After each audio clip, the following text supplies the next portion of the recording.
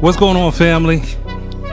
Y'all know what it is, man. It's your guy, Wes Alexander, with Elev8 Radio. We got a special guest in the building today, and a little bit of a new set going on. But I'm going to let her go ahead and introduce herself to you guys. I'm going to let you do your thing. Let the people know who you are, what you do, what you about, all of that. Well, I am Pastor Margo Gross. I'm the pastor of the Remnant of Hope International Church, but more importantly, I'm a child of God that just believes in motivating and inspiring people to, push towards their purpose, pursue their dreams, and be all that they can be so that God gets the glory out of their life. That's awesome. That's awesome. So, I seen you through social media, and, I see you out here inspiring people and doing your thing with the whole push movement. Can you tell us a little bit more about what that's about? Well, the push kind of comes out of a couple of different things. I started off doing some life coaching after I got my certification to be a life coach. I started with the group of women called The Push, and these were women who just really wanted to pursue something. They were passionate about it, and they were willing to come and spend time with each other and just talk about what their goals were. And it was a session where women were able to hold each other accountable and say, look, you need to be here, you need to get things done. Right. And I found that type of group session for coaching was just powerful. Yeah. And out of that came a lot of different visions that women of God had inside of them, but just did not have the people or the motivation or the good circle around them to say, you can do this, you can accomplish your dreams. And so the push was powerful because while I thought I was there as the life coach to help encourage them, they actually helped encourage me, watching them pursue and go after things despite the obstacles, really helped me as a person say, if I'm asking these ladies to do it, there's certain things in my life I need to do as well. So there was sort of a reciprocal modeling that happened during that life coach experience. And so when God laid it on my heart to write a book, I'm a fan of devotionals. I just think it's good for people to wake up every morning and have a routine. Even at night, whatever time you choose to do it, having that sense of routine of, okay, this is what I need to do to motivate myself. We fill ourselves with so many other things, from reality TV to, talking on the phone to people. You can scroll a timeline for forever, but oftentimes we are not intentional about what we put inside of our spirit and how we invest in ourselves. And so devotionals help you do that. And so when God started talking to me about writing my own, it was actually through conviction, because I was writing all of these positive and motivational things on Facebook. And I called it like 80-day total temple transformation. And I kept saying, God, but I know you called me to write a book. I'm going to do it. And he said, you've already written it. You just put it on Facebook. Right. And so I kind of took that same journey, that same enthusiasm I had about encouraging people on Facebook, because social media is such a powerful platform. It is. And I decided I wanted it to be in a book. So I titled it The Push. Because most of the things I've been through in my life and conquered, it was because I had someone pushing me. Right. No one wants to admit anymore that they had help. Everybody wants to say they're a boss chick and, they running everything. But the truth is, most of us who are successful, we had some type of model, maybe not exactly what you want to do, but we had help. I had a grandmother who just passed away. She was help. I had women in my family and around my social circle that were powerful. They always pushed me. It was always some form of help. Wilhelmina Harris was my teacher when I couldn't read. She pushed me. And so I just believe in the power of pushing. Not to get overly spiritual, but when you think about the experience a woman goes through when she's giving birth, there's a lot of pushing involved. 100%. And it's painful. Pushing is not comfortable. When I talk to people about pursuing their dreams and going after it and being intentional and being serious about it, one of the things I find is that they are waiting to feel like it. They're waiting for this moment where, the angel is going to come and rest on their shoulder and just say, this is your moment. You're not going to always feel like it. I'm sure as a radio show host, you don't always want to do this. But when you are passionate about something and you really want change in your life, you will push past the pain. And that's what women do. And the reality is, most of us as women, when we were giving birth, if you're a mother, Mother's Day is coming up, I know, but the mothers can understand this. So mothers, you all chime in on Facebook for me. Yeah, but, for sure. But any mother will tell you it wasn't so much that they were like, oh, I can't wait to see their face, because you're in so much pain. You're not thinking that. Right. The reason you push is because of the pain. Yeah, and for sometimes you have to channel, what is it that's bothering me? What is it that's making me not want to get out of bed? Figure that thing out and push past that. Use that uncomfortable feeling. Use that not liking where you are. Instead of complaining and crying and just sitting there, use that to actually facilitate your desire to want something different. If you hate your job, it's no point in telling your boss how much you hate it and showing up to work every day making everybody miserable. Use that as what causes you to go out and get more education, apply for something else, do something. So that's what the push is about. It's 120 days of daily devotionals. What I love about it, and I'm not just saying this because I'm the author, because it's your thing or whatever. right. Yeah. But what I love about it is I took some of the things that, I'm gonna be honest, some of the things I saw in devotionals that I loved, and I said, okay, what is it? One, it's the word of God. So there's a scripture at the beginning of every day, and it's divided up by days. So that's the first thing. And then after that, there's sort of a written summary of how that word can apply to your life. And so that's there. And then beyond that, there are some declarations you make to yourself. I'm a big believer in you speak those things that are not as though they were. You talk positive to yourself. You say those things. And in the book, I actually ask that you say it in the mirror, which is hard for some people. Right. And you also have a place to pray, plan, and reflect. But the big thing that I felt like God had kind of dropped in my spirit that I thought was very deep was he had me insert hashtags into the book for every day. That's dope. Yeah. That's so dope. I hadn't seen anybody do that. Yeah, exactly. But I was like, with a paper book, a lot of people aren't doing that. They're doing the electronic version. But the awesome thing about it is social media provides a platform for you to interact. So with the hashtag, when you're going through each day of the devotional, you can actually hashtag that day, and you can search the hashtag and see who else read it and what did they have to say about it. So it kind of causes a whole community of pushers. And so what people find out is when they get to day 120, not only have they been encouraged, not only have they been pushed, but they've also shown a deep level of commitment to their journey, to doing something, to pursuing something. Because research has even shown that if you do the same thing over and over again, that pattern in and of itself shows such a great level of commitment. So people who have gone through the whole devotional, especially those who read it back to back and didn't stop, they have experienced huge levels of success. And I wish I could say, that's because I'm such a good writer. It's really not. It's because the word of God has that effect on people. It has the ability to change you. And if you're reading it every day and really getting that dose, it's like taking vitamins, man. It'll change your whole life. And so I'm honored to even be able to say that I'm an author, especially coming from a background where I couldn't read, for years. And having a teacher tell me I was stupid, wasn't gonna be nothing. You never gonna be able to, do anything.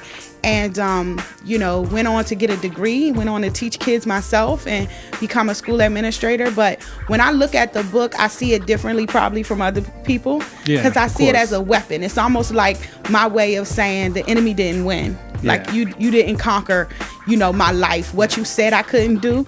And just because people tell you can't do something, and even if you can't, because I couldn't read, the teacher was right. I was a mess. She was right. Wow. But the reality is we don't know where people are going to go. Even when I look at children today, you don't know what they're going to achieve. The same person you put down might be the person you have to sit across the table from and ask for a job. And so I look at just the glory of God and what he has been able to do through little old me. I always say I'm just a dirty little girl from Southeast DC, who got moved around. I didn't, my mom and I have an awesome relationship now, but I came from a very dysfunctional family, and we managed to make our way out. But I really believe that that hunger and thirst comes from God, and he will cause you to push past obstacles and just do some amazing things. I just so happen to have been graced by God to become an author. And I remember it wasn't that long ago that I first said it. Like, I'm an author. I was like, wow. How did that feel? I mean, when you say it, because when you speak it, it's completely different than just being it. So how would you describe that feeling, just being able to say I'm an author? Like, I can sit here and say I'm a radio host. You know what I mean? That kind of thing. So what does it feel like to you to say that? It feels like God can do anything. Like it just feels like whatever limits you put on yourself, because even during the process, I mean, I was at day 90 for I was finished with day 90 for years. Okay. And I always tell people it took me 3 years to write the last 20 days of the devotional, and those last 20 days, I feel like it was necessary for me to go through some things to get those last 20 out.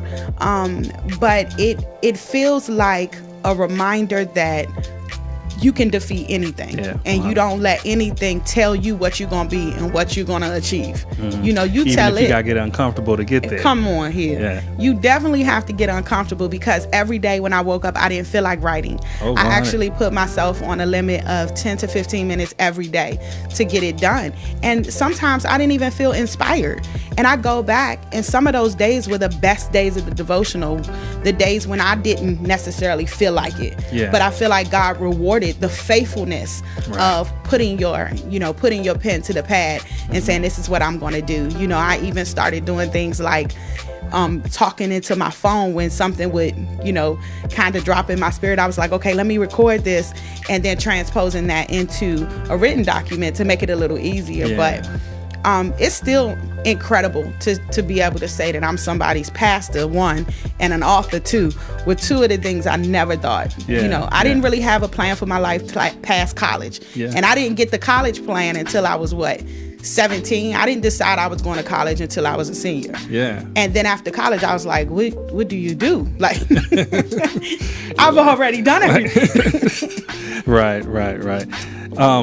So you're a pastor. Yes. Just so you guys know, on Facebook, I was gonna kind of throw that out there, but yeah, you're a pastor. Yes. You're an author. Obviously, you guys see the book. I dropped the link in the comments, so you guys can go ahead and grab the book. Support the movement. I think what she's doing is very inspiring, guys. So you guys definitely want to support the book.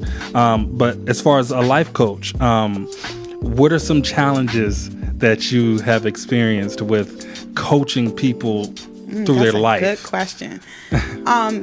People have different meanings to what they think a life coach is. It's probably the biggest thing. A life coach is not a therapist. It's not a psychiatrist. Some people need a psychiatrist. Like, I'm gonna be honest. You gonna keep it real with me? Keep it real. You don't need a life coach, honey. You need a straight up therapist. You need a doctor. Yeah. No, but some people need a therapist. Some people need a psychologist. Some people need a counselor. But a life coach is indeed that, a coach. You still are the player. Yeah. And that's the difference, is that people want to come in and they want you to fix their life. That's not my TV show. I'm the push girl. I don't fix lives. You know what I mean? Yeah. So, part of life coaching is just like, if I could use the analogy of a basketball coach and the players, you still got to put in that work. Yeah, you know what I mean? The coach doesn't play for you. No. The coach gives you the plays and what works best, and they give you some tools to use so you can practice right. But you still have to show up for practice. You still have to show up in the gym. You still have to take what it is you're giving seriously. And I would say that as a life coach, one of the challenges is people say that this is what they want, but when you give them, and I'm using the word homework lightly, when you give them that work to do, and they don't do it, and then they kind of look at you, well, things aren't going along, you still have to do the work. I'm not going to do the work for you. Right. And that's honestly the part about it that I like, is that oftentimes as a life coach, through your questioning and the processes I take people through, they often arrive at their solutions themselves, things that they just didn't have time to really reflect on and mull over for themselves. They start really having that as a part of our sessions, and then they make decisions to, okay, maybe this is where I want to go.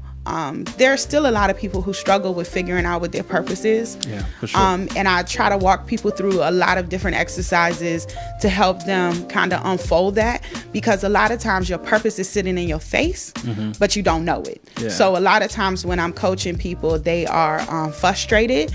They feel like everybody else seems to be so clear about what they want to do, but I'm not, you know, and I share with them that I was assistant pastor at a church for years, preaching and teaching the word of God, and also doing public speaking. But I wanted mine to be something else. Like I wanted my purpose to be something else. So I started, I opened up my own shoe store, and I did that for a minute. And that went left. I sold for people because my background is actually in fashion merchandising and designing. So I was sewing for people, and I kind of thought that's where my life was going to go. Right. And I was sharing with some of my friends who were musicians. I was like, you know, I watch you guys. You're so passionate about music, and I just feel like I don't have that. And they kept saying, what? Like, you don't know you've been called to, you know, preach to the masses? You don't know? And I was like, no, I don't think I'm that good at it. And that's one of the things. People think they have to be this expert. Yeah. Or they think they have to be the best in order to pursue. You're talking something now, Facebook. And the truth of the matter is, it's not a competition. The only person you're in competition with is yourself. Is being the best you can be.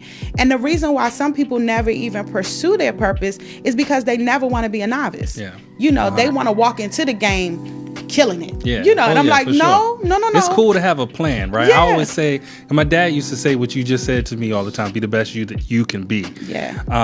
But I always look at that and I'm like, the best thing I can give you is the real me. Authentic, so, yeah, right? The best thing I can get. We were just talking about that before we went live, family, on Facebook, you know, about how everything just organically flows as far as Elev8 Radio goes. But that's because that's the best thing we can give you is the real us. That's right. And that applies to everything. I'll let you continue. I kind of cut you off. No, that was good. Yeah, so, you know, I kind of feel like people, you know, they want to come into it already having all the answers, being the best this and the best that. And I always tell them, no, before I opened my shoe store, I stole shoes out of my trunk. You know what I mean? But I was the best trunk shoe seller. 100, right. I had shoes, I had handbags in my and a lot of times people have this huge, and I'm going to just say this about purpose and dreaming. We have these huge dreams. God always gives us something that is bigger than us. It's always something that seems so gigantic.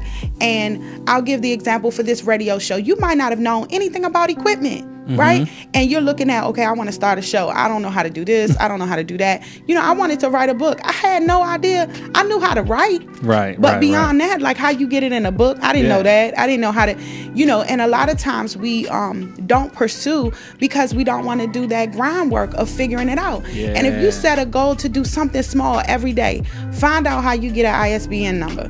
Find out how you get published. Find out if you can self-publish. What does that mean? I had to look up vocabulary words. I didn't know how to do it. Yeah. And so sometimes you have to start off in a lower place, but that doesn't mean it's not going to always be like that. You know, that it's not going to always be that way. You know, I look at my book and I remember wanting everything to be real perfect. Yeah. You know, I wanted the cover to be dope. I wanted the inside to be this. And I wanted this on the top and the bottom. And, you know, I wanted all these bells. Thank you. Shout out to graphic artist Anthony Weldon over at Starving Artists. He did the cover for me. But there were lots of things that I, you know, dreamed about, so to speak. Right. And the dream did come to fruition, but then you look at the book and you say, oh, I can't wait to do my next one because I'm going to do it like this. And that's how people should sort of think about their dream, is it unveils itself. It doesn't just become. You know, slowly. If you think of the story of Joseph, he gave his dream, but he ended up in a pit. He ended up being sold. He ended up going through hell, being accused of messing with Potiphar's wife. Like, he went through that whole process before he got to a place where he ended up in a palace instead of a pit. And his brothers ended up realizing he was fulfilling, you know, the very dream he told them about. But that didn't happen until a process happened. And so your dream is a process. You don't blink your eye and it comes. You got to put that work in. And as you do that, God will give you witty ideas and inventions. He'll show you things that people have never been shown, but that faithfulness to the grind, you know. And let me say this about grinding. I'm going to kind of get off the subject a little bit. You know, there's a lot of things about grinding, you know, and hustling hard and all of that are written now. But we're not gonna kill ourselves though. Like I see stuff that says I don't sleep, I just grind. Like, nah, you gonna hurt yourself. Like you have to. It's unrealistic quotes and whatnot. That's real unrealistic. Like you still have to, especially for those of us who are married and have children and have jobs. You know, I often tell people that say, how do you balance it all? I say, well, that's the first thing. I don't believe in balance. I don't believe you carry weight. That would mean that everything carries equal weight. You know, at certain times in my life, it doesn't matter how important everything else seems. If my children call, the scale just shifted. You know, it is, and I got to drop everything and deal with that. You know, if my husband has a need, you drop everything, you deal with your husband. Same thing with my family. You know, if something's happening at my church and I feel as a pastor, I need to operate in that capacity, and I may have to drop something else. So I'm not always holding it all at the same time. You know, different things in that moment can shift. So you have to be flexible. But, you know, when it comes to pursuing your purpose, I tell people, start where you are. Do something where you are. I had a young lady tell me, you know, I want to start to, she said, I want to start doing public speaking, but I don't have anywhere to go. I said, make your own event.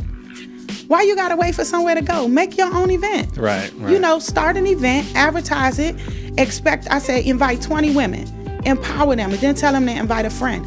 Don't hold off on what it is you say you want to do, because the end vision looks like 1,000 people or an arena or a stadium. Like, that's the end game. Right. You got to get there though. It's some things you have to do. And as a pastor, I will share that, you know, there's a lot of pressure on pastors, you know. Oh yeah, 100%. We don't have our own church yet, you know, our own facility. We rent from somebody. God bless them for allowing us to share the space with them. But people, you know, they're like, you know, y'all should have your own space, have your own space. And I know what the vision is that God is giving me, but I also know you have to use wisdom to get there. Yeah, exactly. Because what you don't want to do is get there and then you can't affect the community. You don't want to get there and you can't do what it is you promised yourself you were going to do. Mm-hmm. You have to figure out how to use wisdom and build. Yeah. You know, many people want it already created. Yeah. But you have to build that thing. You got to build it, man. From ground zero. Yes. I was just having a conversation with, just to, you know, extend on that a little bit. I just got off the phone yesterday, I think it was, with one of my boys or whatever. So we always talk, and we talk about, you know, inspiring things in there. That's why I love my boys like that. We're like brothers, right? Because we can talk on that level. Not everybody you can talk on that level. That's right. Right. So he called me and he was so excited about this app idea. I'm not gonna put his information out there don't because do that, it gets stolen. You know what I mean? Yeah. But it was a great idea for an app, and he was like, man, what do you think about this? And I was just like, it's dope. And he was like, all right, well, this is something I think we should do together. I said, I think so too, but I'm gonna be honest with you, I don't know how to do none of it, but we can figure it out. That's you know it. What I mean? So I think that's where it starts, is having the mental mind frame to say, I'm going to figure it out. Regardless of what it is, I'm going to figure it out if I want it that much. And take one step. Yeah, just like take one step. Right, exactly. Like, if I want to build the app one step, who's built one before? Let me see if I can sit down with them. Exactly. Who's done this before? Let me look at it. And now we have the internet. You know, I grew up in a time where we had encyclopedias. You know what I mean? You had to go to the library. Yeah. But now, you know, you have the internet that can give you information. Of course, you have to decipher through what's good and what's bad, but there's so much information available. And, you know, I'd say one of the other factors is time. You know, most people who are trying to pursue a dream or a passion, they have a full time, you know, or they have kids, or they have other things going on, and you have to figure out your time. And one of the activities I take people through when I do life coaching with them is I take them through actually charting out how they use their day already. You know, what time do you wake up? What do you do when you wake up? After that, where do you go? How long do you stay there? Then when you come home, what do you do? Because many people are being unrealistic. They want to do all of these things, but the reality is they don't have time. So you're going to have to, just like we tell kids with opportunity cost when we talk about social studies, you know, you have to do the same thing as it relates to your life. Like, you might have to give up something to fit in time for your dream. Or you may have to turn off the TV. You know, you may have to, you know, refrain from social media for a minute while you build that thing. And so I take people through looking at their day. Really, how do you spend it? Yeah. And do you have time to pursue something else and you're just not using it effectively? Because people will say they don't have time, but they're on social media for 3 hours. And I know my iPhone tells me how much time I spend on social media. And I think about that and I'm like, yeah, there's a part in forgot what that section is called, but it'll tell you how much time you spent on social media, That's how much time you spent doing this. Yeah, that's a good study. Yes. I think that's a really good study. And when you look at that, people will say, I don't have time. Yes, you do. You spent 13 hours this week on social media. Right. You know how much writing you can do in 13 hours? Mm-hmm. How much research? Right. So I think people just need to learn how to properly use that time. Yeah. Let me see what they talking about. Yeah, they got more people on Facebook, man. They're chopping it up right now, man. I'm glad you guys are really enjoying it. I know you probably got some shout outs that you want to do right now, so I'm gonna let her do her thing with you guys. Thank you so much. Hey, Pastor Barbara and Liqueur Barbara, love you guys. Walita, awesome to see you on here. Wanda Briscoe, I'm gonna be with you soon in June, I believe it is. It's either May or June. I'm preaching for her. Tarv knows I love him. Nicole, how are you? Yes, tag CC. She needs to be on here. She's probably trying to figure it out. Cordell, my whole Remnant of Hope family. I see you, Roxanne. I see you, Ma. How you gonna be here and be on? I see you, Kaisha. Hey, Lisa, Natasha. Thank you guys so much. Rashida, thank you for tuning in. And First Lady Godlock, thank you for checking in and stopping through. I appreciate it. Oh. Y'all, this is a first for me, so I'm really excited and I'm honored to be given this opportunity. I do want to also say a special thank you to Roxanne for thinking of your pastor and even mentioning me in your conversation. You are dope all by yourself, so the fact that you would share anything about me that's positive, I just want to tell you that I love you, sister, and I appreciate it. That's dope, man. That's dope. So Facebook family, I'm sorry. Facebook family, I actually want to let you guys know that there's going to be a podcast platform coming soon for Elev8 Radio. So this is going to be an episode that's going to go on there. Yay! So I want to go ahead and let you guys know on the podcast, as people that's listening to the podcast, she was giving shout outs to the Facebook family. So if you guys want to head over to Facebook, find Elev8 Radio, ELVE8. If you don't know how to spell it, look everywhere and you can figure it out. But find it on Facebook and go ahead and hit that like button so you guys can tune into the live videos and get the feed a little bit before you would on the podcast. Yeah. Just want to give that little shout out. I wanted to dive a little bit more into your personal life, if that's okay. That cool? Yeah. Can we touch that just a little bit? We ain't gonna touch it all the way, but just a little bit. Go there. Just hope ain't nobody from my job on here. No. I'm just kidding. I'm just kidding. Go ahead. You fine. No, I mean, I just wanted of course, you guys don't know because you see the set, but Margos came with her daughter and her mother. Yes. And I just wanted to get a little bit of input on your relationship as far as that generational relationship that you guys have, because I saw it, I witnessed it, and I think it's beautiful. It's beautiful, family. So I just want to get you to kind of extend on that a little bit. Anyone who knows me knows that my mom is my best friend. And I'm not saying that because that's like a cliche thing to say.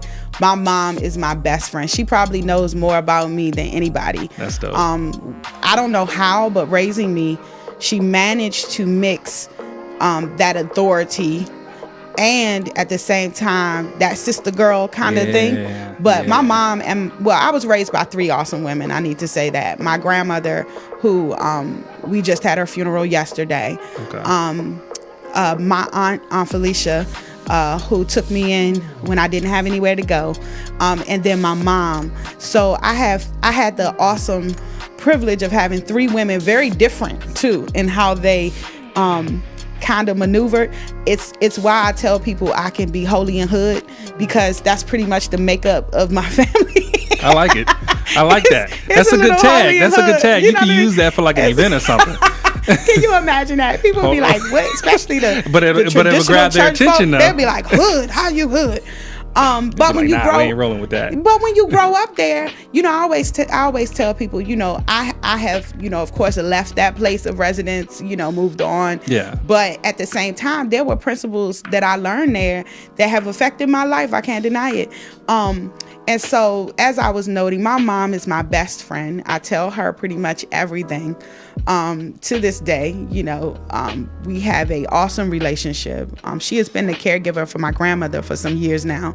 So she's been pretty busy with that. But now I'm looking forward to spending more time with her. And I really cherish her life, her testimony of coming through so many things and me getting the privilege of watching that. Mm-hmm. As I said, my family was dysfunctional, so I don't know if my mom minds me telling a little bit of her testimony, but my mom struggled with alcohol abuse. Yeah. And so she had enough sense to give me to her sister to raise part of the time. But what has been awesome is God has just restored our relationship. Huge. And put it back together as if she was never missing.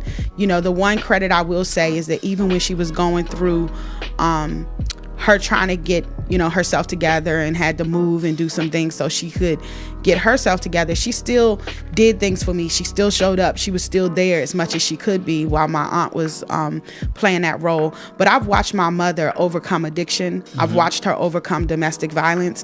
I've watched her give her life to Christ of a truth and walk that thing out in integrity. I've watched her take the shame and the trouble from her past and turn it around to something amazing.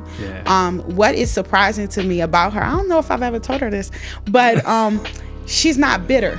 You know, going through some of what my mom went through, she could be an evil, you know, mean woman. You know those church ladies look like they've been sucking on prunes. She got a good spirit. You know? Even when y'all walked in, it's just a good spirit. So that's dope. Yeah. She is not bitter with what life has done. She is grateful. And I see the joy in her eyes when I or my sisters do anything wonderful.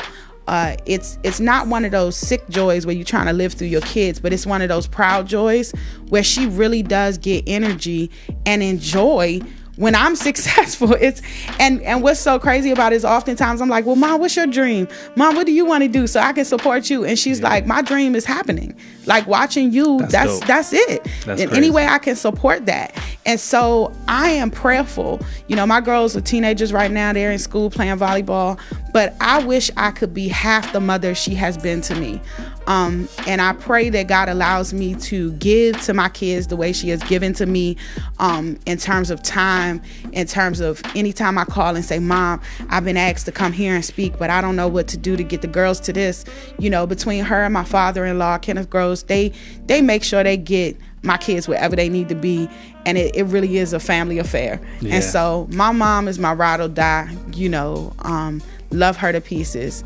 And I'm so happy that she's here with me today. She crying over there, just so you know. Nah, I'm messing around, man. We making it fun, man. And then my two children, Ariana and Samaya, I actually dedicated the book to them because I wanted them to have some source of wisdom, so that if anything ever happened to me, they could go back and hear my voice. That's dope. You know, that's awesome. And hear somebody saying, "You can make it. You can do it."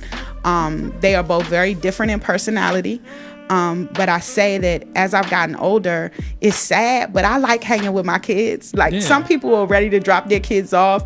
My kids are a trip. I have one Valley girl and I have one girl that thinks she's hood, but she's not. You know what I mean? So the two of them together, one's like, oh my gosh, and one's like, you ain't about that life. So together, that combination is just hilarious. And anybody who's on here who knows my kids, you know, they know what I mean. But I actually enjoy them. You know, I pick them over a lot of people in terms of just hanging with and chill as a mother. Oh, for sure. And that I don't want them to hate church. And part of that for me as a pastor is making sure they know that I choose them. Yeah, you know, for sure. And I know that's it's sometimes hard, but I always tell them I choose you. So if it's ever a time where, you know, you need your mommy, you need to be able to say that, you know, and as much as possible, even times where I have to get someone to fill in for me, I'm trying to be there for them. I'm trying to make sure, you know, they sometimes have tournaments on Sunday. I'm like, go play, man, do your best. Because what I don't want is for them to grow up in some of the traditionalism that I grew up in. Oh, on Sundays, you can't do nothing on Sundays. But the truth of the matter is I worry more about where they are. I worry less about where they are and more about what they are. Yeah, for sure. So if I can instill something in them, and sure, they both have their rough spots. They're teenagers. You know, I have she's 16. The one over there sitting with me, that's Ariana. She's 16. And I have a 14-year-old that thinks she's 54. But if she was here, you would have known, because she would have pulled up right beside me and been like, I'm going to be on it. I'm up in here. Give me a mic. Turn my mic on. Yes, honey. Both of them, I hope they know how much, you know, I love them and how important they are in the place that they have in my life. And then, of course, you know, I'm married to the best husband for me. Like, I can't imagine any other man carrying the weight of having a pastor. You know, I'm his pastor, which is weird. Yeah. But don't get it twisted. Once we get home, Yeah, for He's sure. the man of For that sure. house, you know, and don't have a problem telling you. But in terms of holding it down, you know, I can't tell you the times where I preached on Friday night, 2 times on Saturday, again on Sunday morning, and I come home and dinner for the whole week is fixed. You know, the grass is mowed, you know, whatever he needs to step up and do, he does. He loves his church family, you know, will do anything for any of them. And, you know, he didn't know when we got married that I would be a pastor. And so often those things happen and you're like, wait a minute, what? So for a while, I didn't want to share with him what I felt like God was telling me, because I was like, you know, he's rode with me through the dream of a shoe store. He rode with me through the dream of having a doctorate degree. And in those cases, you know, those are finances, you know, you have to restructure how things are done when you do that. So when God started speaking with me about being a pastor, I was like, I don't know about this one. You know, I don't know if he's going to be as gung-ho about this as, you know, I would want. In fact, I was kind of using it as an excuse to pull my feet, like, because, you know, my husband not going, you know. Right. And so my mom had been putting the bug in my ear, you know, I know he's tugging on your heart. I can sense it. You know, I was like, yeah, I don't know. So one day I just decided I'm going to ask him. And in that way, if my husband says, you know, I'm not feeling that, I can be like, see, God, I don't need to do it. Right. So I tell him, he was like, I was trying to figure out why you was waiting so long. Like, how long before you was going? He said, I already knew that. He said, you didn't? And, you know, he got busy ordering sound equipment, stuff he didn't know how to do. You know what I mean? He's calling people. Shout out to my brother Warren Jones for hooking us up. But he's ordering sound equipment and he's figuring out how many chairs we need and what we need to do. And he kicked it into full throttle. So he went ham sure. on it. He was like, man, we're gonna figure this out. We're gonna do it. And it's looking back at it now, I wish I would have done it sooner. Yeah. Because what my children and my husband and the community of folks, I call our church family, man. We're not up for putting up airs. We don't need anything spectacular. It's a group of people who really love God, and it truly is the remnant. Sure. So in my personal life, that's what I got. That's what that's all we need. We don't need to go no more deeper than that. I want to also say though, I have an awesome mentor in Bishop Bonnie Hunter from Friendship Outreach Church. She is, of course, our overseer, but she is also an amazing woman of God who I can call, who doesn't want anything from me other than to see me blessed. And so someone as powerful as she is the first bishop under Bible Way International Church, a historic type of thing. And it's crazy, but someone of that caliber to see something in you and kind of give you that stamp of, daughter, you got this, you're doing the right thing, has been instrumental. And in every opportunity she can, she's pushing me, you know, I want you to sell your book. I want you to, you know, always lifting me up. So that piece has been critical. And I think everybody should have a mentor in their life. Oh, for sure. How would you explain the difficulties and the dynamic of being a female pastor? Oh my gosh, we don't have that kind of time. We could have talked about that that's a whole nother show. Well, we don't have to go deep into it, but the gist of it. I'll say this. Some of the difficulties you can help alleviate by how you live. Okay. You know, I am not into being famous. I want to make God's name famous. This is not about celebrity for me. Right. This is in no way about advertising or trying to build like who Margo is. I really want people to know God in a real way. For sure. And so I think times when I probably could have gotten more pushback than I would have. I think what we were talking about earlier about being genuine and authentic. Yeah. Like people can't deny what is authentic. Like you can say what you want about somebody, but you know when you've been in the presence of God, you know when God has spoken to you. So I try to build myself as a pastor through God as someone genuine to God. I want God to be pleased so much so that I'm often saying, God, give me your heart for God, for your people. Give me, you know, wisdom for how you want your people handled. Because right now, unfortunately, there are churches and men and women, you know, who are not handling God's people correctly. And part of the reason why I didn't want to step into being a pastor was because I just didn't want to hurt his people. Like I know how how important it is to God, and I'll cry talking about this, but I know how important it is to God to protect his sheep.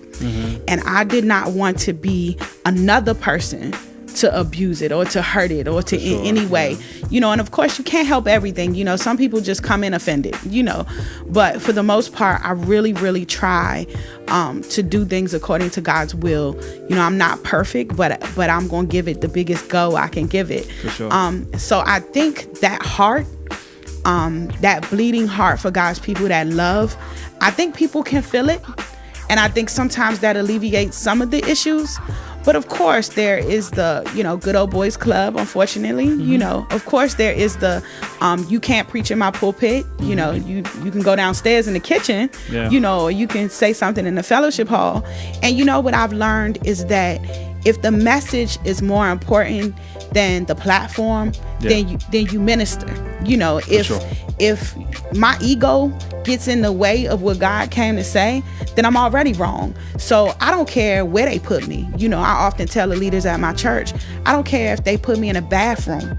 I'm going to use the anointing that God has given me on my life to preach the best bathroom sermon you have ever heard in your entire life. That's awesome. And pray that people's lives are changed as a result. So I don't let a lot of that foolishness and pettiness. Of course I feel it, I've seen it. You know, I've even dealt with people trying to flirt with me, which I think is ridiculous. You know, it's real out there, man. Yeah, it's you know, real. it's some, you know, silly stuff like that. But the truth of the matter is, if you make the decision that you're going to do this thing the right way, you're going to do it with integrity.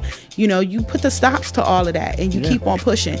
And I really honestly can say that I would say more males have supported me than females. You know, I'm invited to a lot of male dominant churches, and there are more men who embrace female preachers, I feel, than don't, or they not telling me, you know what I mean? Maybe that's part of it. Right.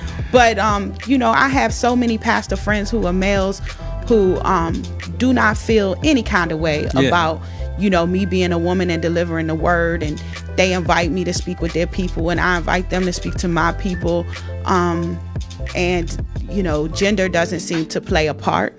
I've even spoken at some men's events. You know, I've spoken at men's conferences and things of that nature.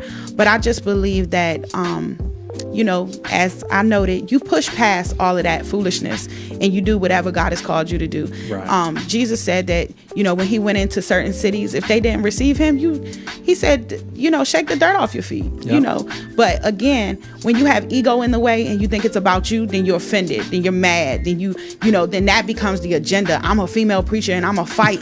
So they're female preachers. But that can too cause division if you're not careful. Because then it's, who's the baddest female preachers? Who's the baddest male preachers? It's not about that. It's about who's glorifying God. Yeah, because at the end of the day too, because if you come in the room with that attitude and that's your goal is to prove a point, you know, to get across that point, the love doesn't show on you.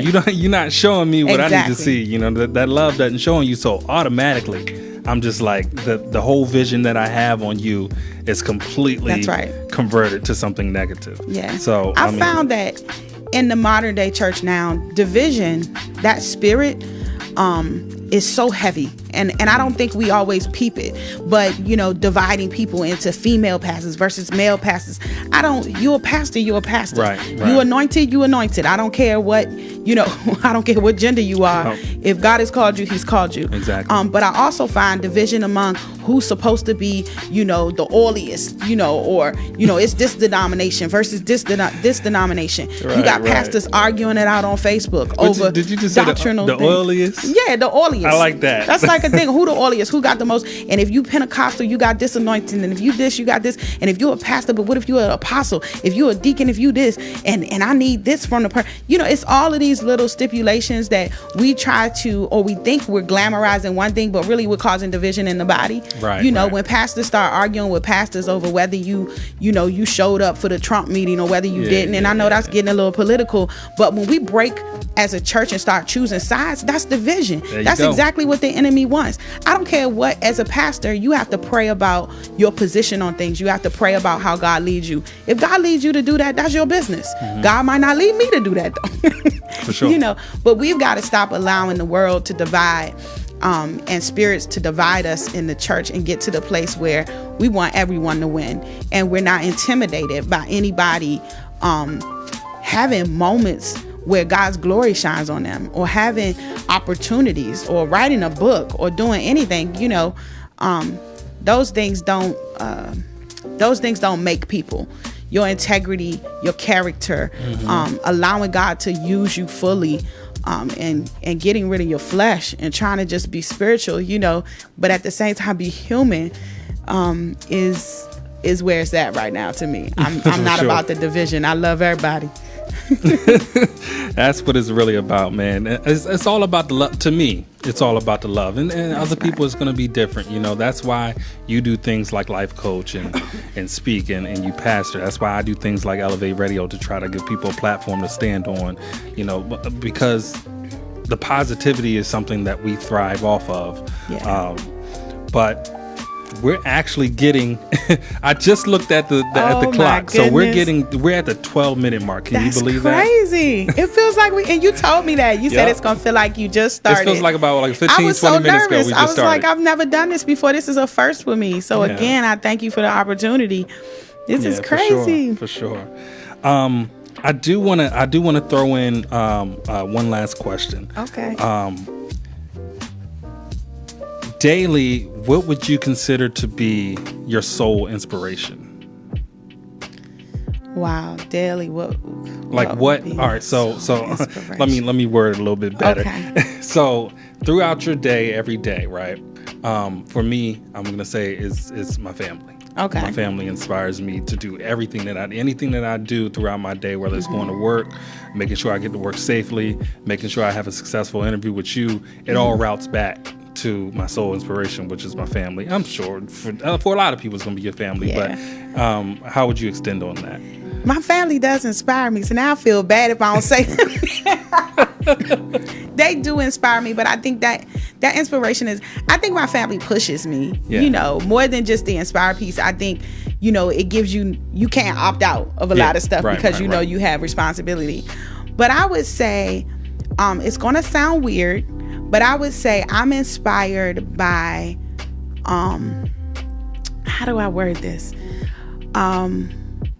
I don't want to, and this is real.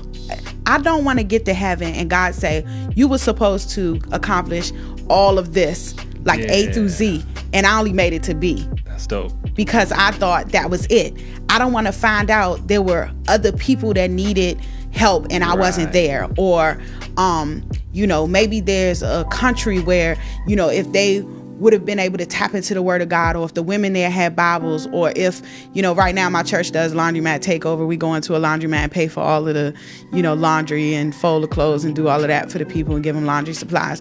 What if there's another laundromat that you didn't go to, but somebody was there and their soul was supposed to get saved that day, but you weren't in position? Right. So I think it's that sense of, I don't want to regret any move. I don't want to commit those sins of omission where you omit to do good. Right. A lot of us focus on not committing sins, but we don't think about what about the stuff you should have done that you didn't. And I don't want God to ever look at me and say, gosh, you're behind. You know what I mean? Like so on certain days, my mom will tell you, I struggle to rest. That is my struggle. I am declaring that I'm going to get better at it. I'm going to get better at resting. I'm going to get better at taking me time. But I will say this, huge. My me time though is very different from other people. Like, I think people would call what I do work sometimes when I'm enjoying my life. Like, if you put me in a room with 10 women and we're talking about dreams and how we're going to succeed, that is me time to me. Like, that's the most, like, I'm having fun. Like, that's like how the old Margo used to go to the club and turn up. That's like getting in front of, being around positive women, being around even men, people who want to pursue their dreams and they talking good. That's what I call it, when people, they inspiring you inspiring them, and that vibe, like this, like we call it the vibe station. Yeah. That vibe is going back and forth. That's fun for me. That's not work. So sometimes people will say, it seems like you always doing something. No, that's fun. Believe it or not, I enjoy it. Yeah, like sure. I enjoy that. And so I would say that I'm inspired by that. Like, I really, really, truly, and I don't know whether it's the absence of my father that has me yearning for God's approval as much as I do, but I really like, and I don't mean to sound, that's so preachy to say, but I really do want to hear God say, well done. Like, I really do. Yeah. Because I've lost so many things in my life. I've struggled through so many things. I've had people walk out of my life, come into my life, say they love you, but they don't. You know, I had a father that was in there sometimes, not really. You know, as I said, I was moved around a lot as a child. I didn't have consistent friends or even a consistent family base, if you will.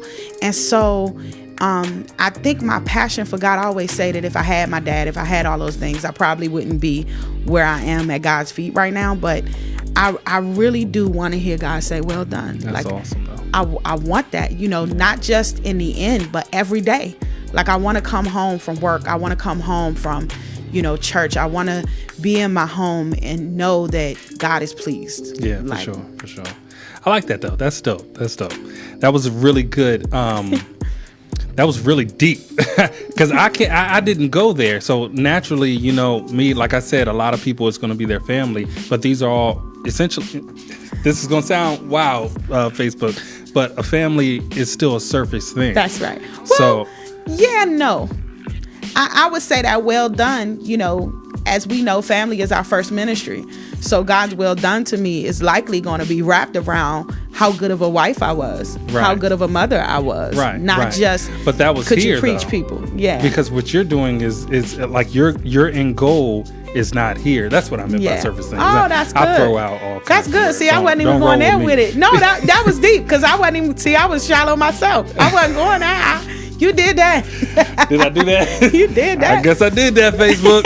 I don't know what I did, but I did that. No, when you said, you know, shallow, I wasn't thinking like earthly shallow. You know what I mean? And then, you know, kind of thinking from a heavenly lens, yeah, you know, heaven and hell is still real. I'm trying to make it there because I don't want to do this forever. Right. Yeah, because a lot of people can't go there naturally. So I asked that question, and then you went straight there. That's how you know you were meant to do what you were meant to do. Praise God. To God be the glory for that. All right, so I guess we got to wrap up. We got about 6 minutes left on the clock. Do you have any future plans that you want to let people know about?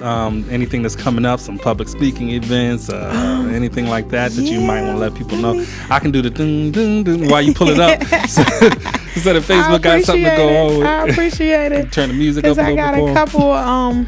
I do have a couple of things coming up that I would like to share. And I know no place where I'm speaking expects me to, but I just think it is good to do that. I'll start off. I'll be at Galilee Church. That is located in Suitland, Maryland. Shady Side Avenue, Suitland, Maryland. I will actually be there on May 8th, Wednesday night at 7 o'clock. It is a women's season service. So if you are in that area in Suitland, Maryland, come out and support that. That's one of the events I'll be doing. I am also, hold on, let me get there because I don't want people mad that I didn't share it. Come on, Margo. You gotta be quicker than that. I am also on May 19th, I will be the Women's Day speaker at the House of Hope Praise Ministry with my brother, Pastor Luke White, and Lady Aisha White are the servants there. And I will be there at, I believe their service starts at 10 a.m. Yes, 10 a.m. And I'm so excited about that because they always bring me back every year. And I'm honored for that because, you know, people can make a mistake the first time. You know, they can invite you the first time and be like, oh, my bad. Right. And then I bring you back. More recent, though, I'll be at a Women's Day titled Building Upon Your House over in Lexington Park, Maryland, which is close to where I actually reside, at Abundant Life Christian Outreach Center, where let me make sure I'm doing this right, where First Lady Bain and Pastor Bain are the pastors. And so I will be over there for their Women's Day. And then I'm going to give you one more and I'm going to stop because I could keep going for a minute, but God has been good in that regard. Let me see. Okay, I will be at Brooks Church.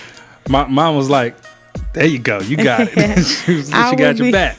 That's good. I will be at Brooks Church, which is located on Maple Road in St. Leonard, Maryland, where the pastor is Pastor Robinson. I am speaking there with my mother for their mother and daughter breakfast on May 4th at 9:00. I believe they still have tickets available. Tickets are $25. Kids 12 and under, the tickets are $15. And I know Wanda Briscoe is on, and she probably is wondering, yes, I'll say this last one. Wanda Briscoe, whose father is an amazing pastor, she is having a Mariposa Presents event. It's a conference, and it is on June 22nd from 11 to 2 p.m. and I will be the guest speaker for that event. Registration information can be found on my Facebook page, and it is $25. That event will be held at Faith United Ministries in District Heights, Maryland, where the pastor is Dr. James E. Sturtevant. So those are my upcoming events if anybody would like to attend. And of awesome. course, you can find me every Sunday at 10 o'clock at the Remnant of Hope International Church in Prince Frederick, Maryland, where when you leave, you will say, Hope is here. And we have Wednesday night Bible studies at Southern Community Center every Wednesday at 7 p.m. She handled that one, huh? God did it. God did it. That's what's up. That's dope. Family, don't forget to get the book either, man. I'm going to drop the link one more time in the comments. The link is out there. Y'all see it. It's going on over there. Y'all see what's going on. The book is where it's at, man. I'm excited that I appreciate you giving me a copy. I appreciate you coming in general. I think that we had a great session here. I'm honored to have been asked. You know, people can say a lot of things about you, but the fact that my name came up in a conversation about this is just powerful. And the fact that you invited me off of that, you have been such a gracious host, and I have enjoyed my time here. You made it very comfortable. So I am very appreciative for the opportunity. I appreciate it. I appreciate it for sure, man. I mean, I guess we can go ahead and wrap it up. I got one more question. Just one more. Is it's this gonna be a like short one of those hot answer. seats? Short answer. Okay. This is like a cherry on top question, right? Okay. If you had one word that you could use to describe you, what would it be? Oh my gosh. What is? We got some commentary. What we got? What would you use to describe me? What she said? She said fearless. I would have to agree with that. Fearless. We're gonna roll with I would probably fearless. go with fearless. We're gonna go with fearless. That's cool. That's dope. Nah, that was just like a little fun question, man. And everything on smiles. You look confused now. No, I'm like, you still thinking. Now I got I'm you supposed thinking, to be able to answer that on the fly. Like, good. But I would say fearless. Fearless works. I like fearless. Especially fearless with your testimony that you gave me. Yeah. That does fit as and far as I know. fearless doesn't always mean you don't experience fear. It means you keep going in spite of it. Exactly. That's how I look at it. Yeah. I look at it. So, all right, family. Well, I guess we can go ahead and wrap it up, man. I appreciate you guys tuning in on the Facebook Live.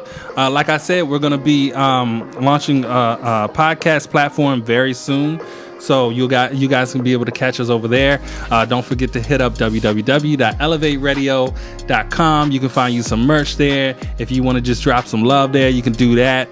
If you want to advertise with us, you see I got my company, the Xander Group, down here in the corner over there somewhere. I don't know where I'm pointing at right now, but I'm pretty sure it's like around that area. But you guys can check that out. You see what's going on with this. So you'll be able to have your ad over there. Of course, I'll throw you on the Elev8 Radio website, and we'll sponsor the whole show, do the whole 9, man. So if you guys want to do that, hit me up, and we'll chop it up from there. Appreciate you guys coming in. Much love to you. Yes. We out here.